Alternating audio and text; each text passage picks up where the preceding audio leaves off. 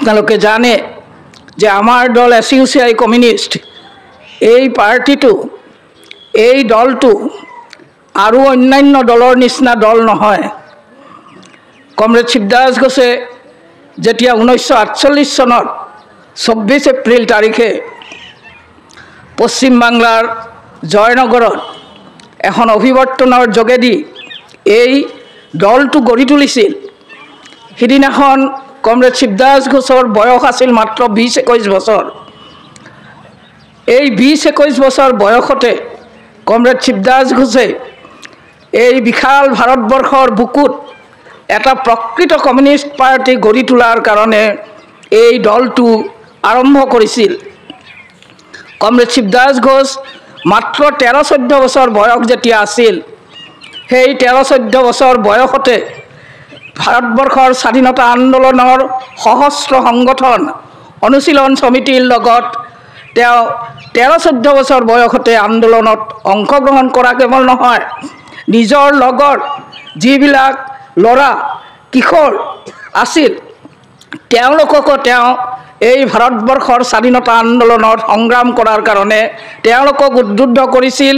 তেওঁলোকক লৈ এই সংগ্ৰামী তেওঁ দল গঠন কৰি তুলিছিল আৰু সেই দলবিলাক এই কিশোৰসকলৰ এই সংগঠনে তেওঁলোকে ব্যায়াম চৰ্চা কৰিছিল, শৰীৰ চৰ্চা কৰিছিল, লাইব্ৰেৰীত গৈ কিতাপ পত্ৰ পঢ়িছিল আৰু এইদৰে তেওঁলোকে ভাৰতবৰ্ষৰ স্বাধীনতা আন্দোলনৰ কাৰণে নিজকে উপযুক্ত হিচাপে যাতে তৈৰি কৰি ল'ব পাৰে তাৰ কাৰণে সেই 13-14 বছৰ বয়সতে কমৰেড শিৱদাস ঘোষে তেওঁৰ এই নিচিনা সমনীয়া ল'ৰাবিলাকক লৈ এইদৰে সংগঠন গঢ়ি তুলিছিল।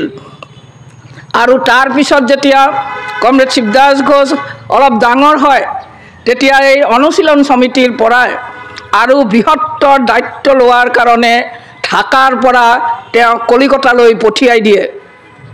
কমৰেড শিৱদাস ঘোষৰ জন্ম হৈছিলে তেওঁ ঢাকাৰ ওচৰত এখন গাঁৱত এটা সৰু এটা গৰীব এটা দুখীয়া পৰিয়ালৰ ভিতৰত তেওঁৰ জন্মগ্ৰহণ হৈছিল। তেওঁৰ গাঁওখনৰ নাম আছিল পশ্চিমাদি গাঁও।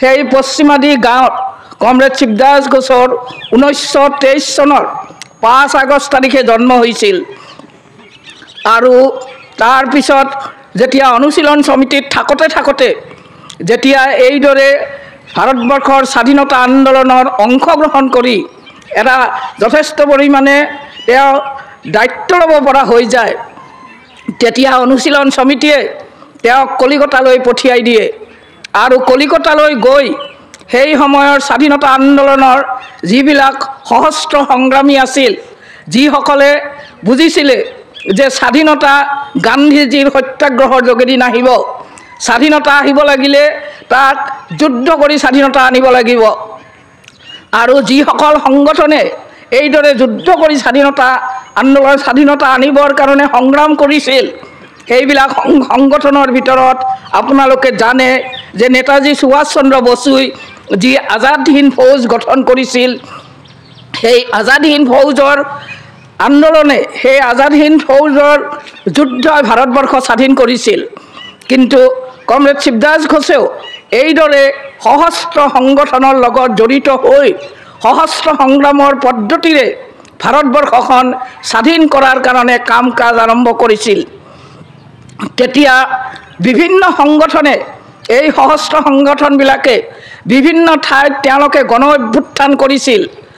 এই গণ অভ্যুত্থানৰ কমৰেড শিৱদাস ঘোষেও এটা গণ অভ্যুত্থান কৰিবলৈ গৈ তেওঁ ধৰা পৰে আৰু পুলিচে তেওঁক এৰেষ্ট কৰি লৈ যায়। কমৰেড শিৱদাস ঘোষ 1942 পৰা 1945 চনলৈকে ব্ৰিটিছ সাম্ৰাজ্যবাদীসকলৰ জেলৰ ভিতৰত আছিলে আৰু এই সময়ছোৱাত জেলৰ ভিতৰত যেতিয়া আছিলে এই 1942 পৰা 1945 চনলৈকে তেতিয়া কমৰেড শিৱদাস ঘোষৰ বিৰুদ্ধে যি মামলা আনিছিলে, দেশদ্ৰোহিতাৰ মামলা আনিছিলে ব্ৰিটিছ গভৰ্ণমেণ্টে আৰু সেই সময়ত দেশদ্ৰোহিতাৰ মামলা আনিলে, দেশদ্ৰোহিতাৰ কেছ আনিলে সাধাৰণতে তেতিয়া মানুহৰ ফাঁচি হৈছিল। কমৰেড শিৱদাস ঘোষ আৰু তেওঁৰ সহযোগী কমৰেড নিহাৰ মুখাৰ্জী এই দুইজনে একেলগে এই দেশদ্ৰোহিতাৰ গোচৰত পৰে।